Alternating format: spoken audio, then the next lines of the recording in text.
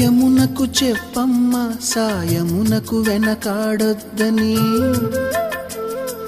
గోదారికి కావేరికి ఏటికి సెలయేటికి కురిసేటి జడివానకి దూకే జలపాతానికి నీతో బుట్టులందరికీ చెప్పమ్మా మా గంగమ్మ.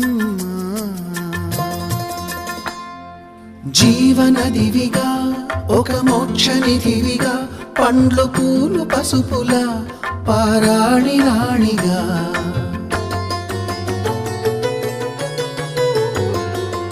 శివుని